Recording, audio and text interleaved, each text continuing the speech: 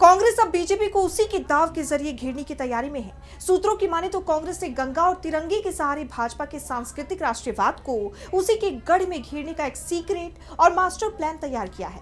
संघ की गुरु दक्षिणा मॉडल की तर्ज पर तिरंगा सम्मान निधि से लेकर गंगोत्री के गंगा सागर तक की इस यात्रा में सियासत की एक नई पटकथा लिखी जा रही है, जो सीधे आने वाले चुनाव में सियासी समीकरणों को बदलने का दम रखती है। तो क्या है ये पूरी खबर, जानेंगे इस रिपोर्ट में। आने वाले चुनावों में अपनी परफॉर्मेंस सुधारने के लिए कांग्रेस अब आर पार के मूड में नजर आ रही है। सूत्रों की माने तो पार्टी ने सत्ता के शीर्ष पर वापसी के लिए एक ऐसा चौंकाने वाला प्लान तैयार किया है जो सीधे बीजेपी के घरेलू मैदान यानी सांस्कृतिक राष्ट्रवाद पर हमला करेगा। इस रणनीति के दो सबसे बड़े हथियार हैं। पहला, देश की जीवन रेखा गंगा और संप्रभुता का प्रतीक तिरंगा। पार्टी के रणनीतिकारों ने सबसे बड़ा दांव खेला है अपनी तिजोरी को भरने का। कांग्रेस अब आरएसएस के गुरु दक्षिणा मॉडल की तर्ज पर काम करने जा रही है। इसका नाम दिया गया है तिरंगा सम्मान निधि। आइए समझते हैं कि ये क्या है। जैसे संघ में विजयदशमी पर स्वयंसेवक भगवा ध्वज के सामने बंद लिफाफे में नगद राशि दान करते हैं, वैसे ही अब कांग्रेस भी तिरंगे को साक्षी मानकर बंद लिफाफे में चंदा लेगी। इसके पीछे रणनीति ये है कि बड़े कॉर्पोरेट्स और डोनर की पहचान पूरी तरह गुप्त रहे और वो सरकारी एजेंसियों के रडार पर ना आए।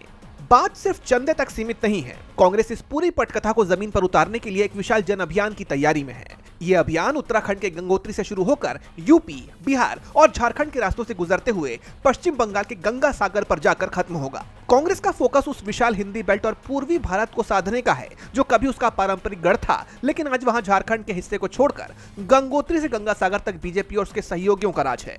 इस यात्रा की रूपरेखा जल्द ही सामने आएगी। इस पूरे रूट पर कांग्रेस दो बड़े नैरेटिव लेकर जनता के बीच जाएगी। पहला, पार्टी नमामि गंगे की जमीनी हकीकत और उसमें हुए कथित घोटालों को उजागर करेगी। दूसरा, कांग्रेस तिरंगे को सर्वधर्म सद्भाव और आपसी भाईचारे के प्रतीक के रूप में पेश करेगी। साथ ही जनता को बताएगी कि मौजूदा सरकार के कार्यकाल में तेजी से गिरते रुपए और कमजोर विदेश नीति के कारण वैश्विक मंच पर देश की संप्रभु साख धूमिल हुई है। अब ये देखना दिलचस्प होगा कि ये मुहिम कांग्रेस के लिए कितनी फायदेमंद साबित होती है। डीबी लाइव उत्तराखंड की रिपोर्ट।